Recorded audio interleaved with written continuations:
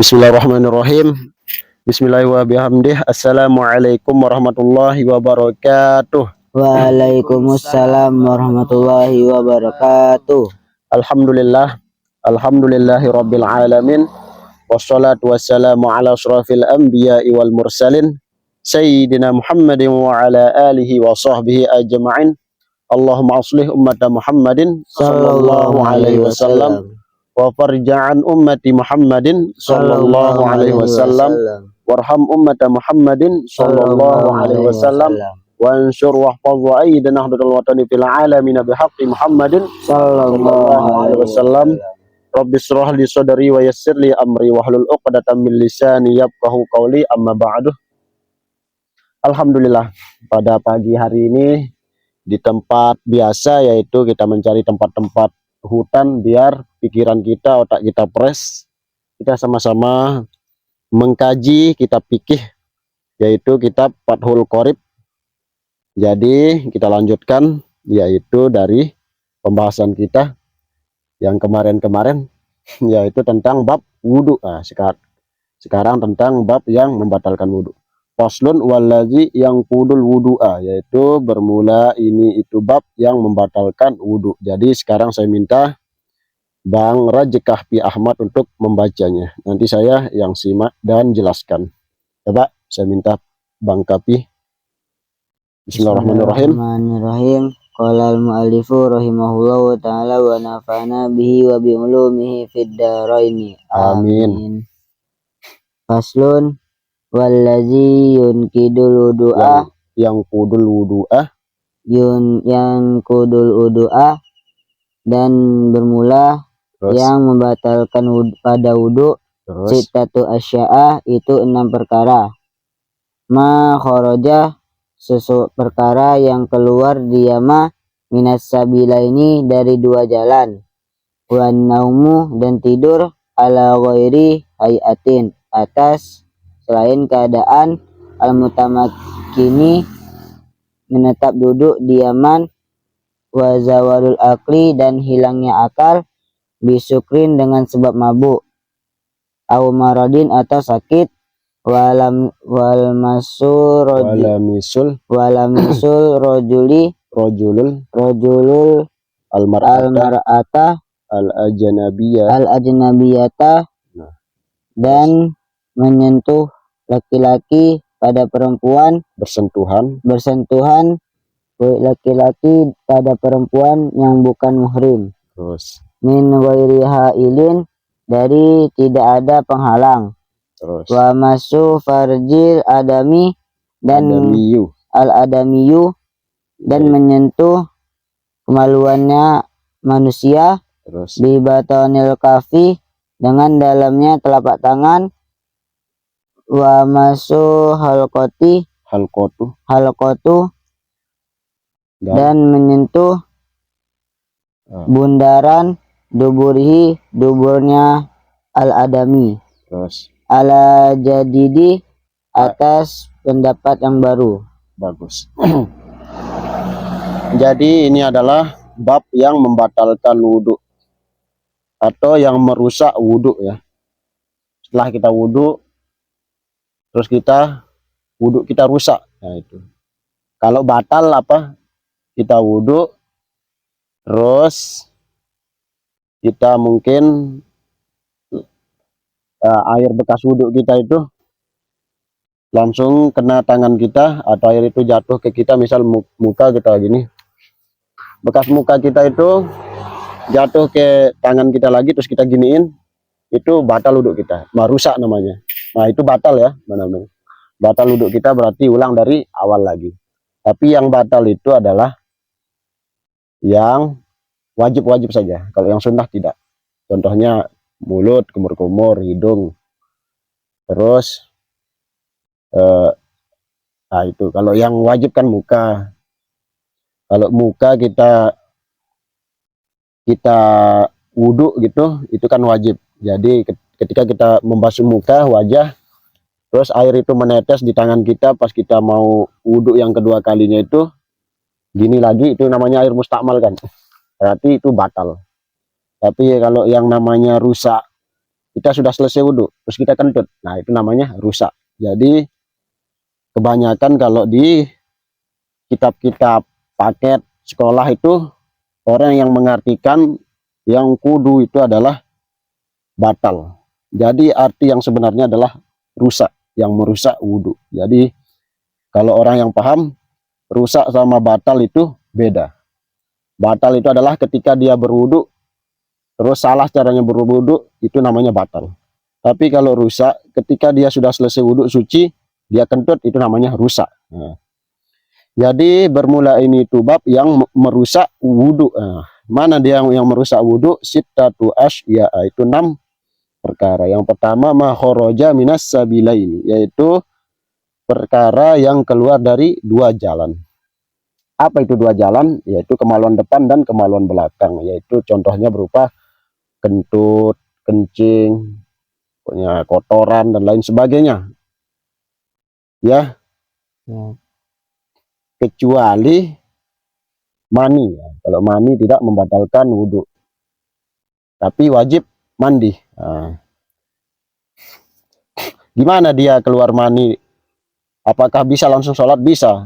Tapi cara tidurnya gimana? Misal dia duduk di majelis, duduk gini, ketiduran, mimpi basah keluar mani, langsung sholat. Tak apa-apa, karena mani itu suci. Tapi wajib mandi ya.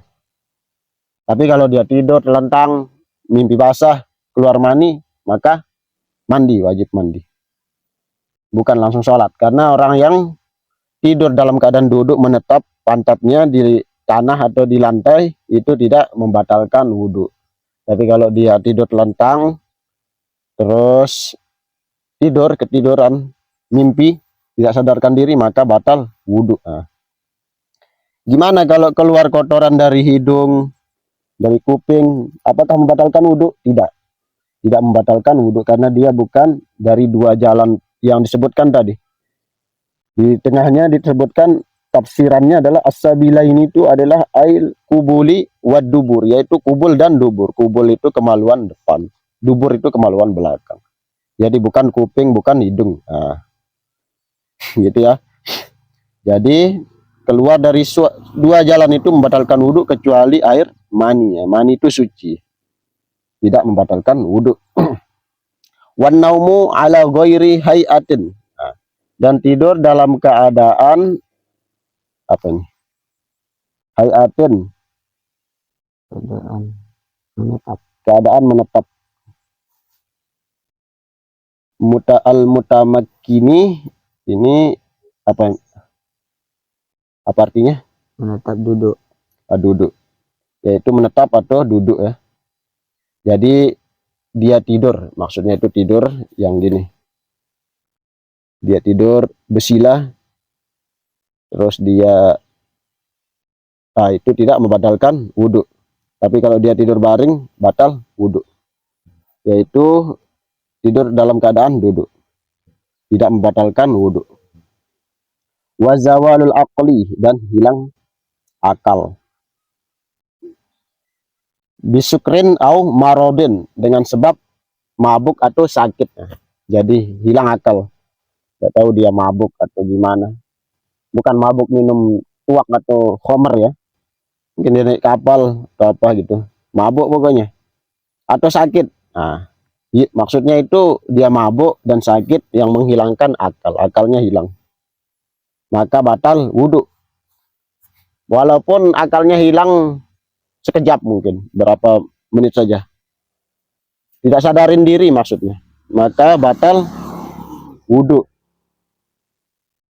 Terus walamisul rojulu almar'atal ajnabiyata, yaitu bersentuhan kulit laki-laki kepada perempuan yang bukan muhrim.